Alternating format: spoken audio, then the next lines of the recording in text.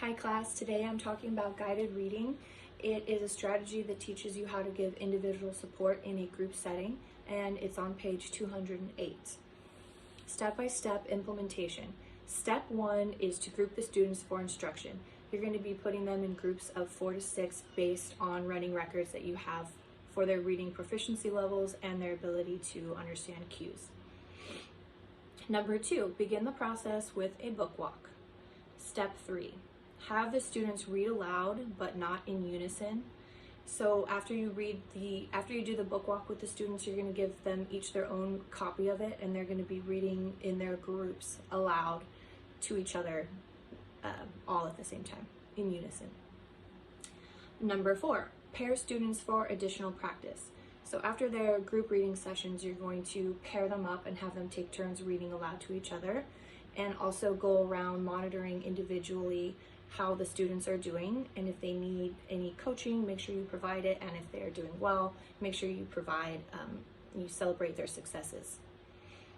Number 5, teach mini lessons based on student needs. So when you're going around listening to them read to each other in their pairs, you're taking notes and figuring out what is needed on an individual basis, and create mini lessons based on your anecdotal notes.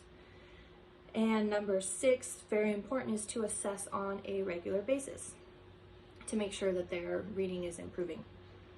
So the example in the test talks about Miss Garcia, and she uses the book called Where's Tim to a group of Southeast Asian students.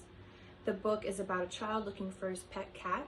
He looks in many places, including a kitchen cupboard, and finally finds the cat under the bedspread. So Miss Garcia does a book walk with her second grade students, showing them pictures and asking the students to predict where the boy might look next.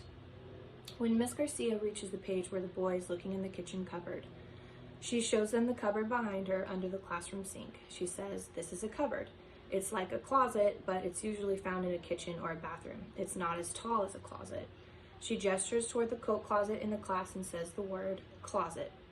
She repeats cupboard and points to the cupboard. She repeats closet and points again to the closet.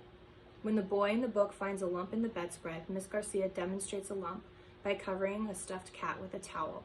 She has the students make a lump by putting their hands under their sleeves. Then she reads the story. So an example of my own. I have this book, it's called Who Wants Arthur? So I would start out by putting the students in their reading groups, and then I would be doing a book walk. Basically, this story is about a dog who's in a pet store, and all of the other pets are being purchased before him, and all he wants is an old pair of slippers to chew. This is a book from my childhood that I remember fondly, so I just thought I would share it with you guys. One way to do the book walk would be to just go through and look at the pictures. We can see that, he's eating carrots, so he's trying to pretend to be a rabbit. I could ask the students, what other animals do you think Arthur will come across in the pet store and try to be like, so that the kids want to take him home instead of all of the other animals in the pet store. After they make predictions, we can see what other animals there are. There are birds.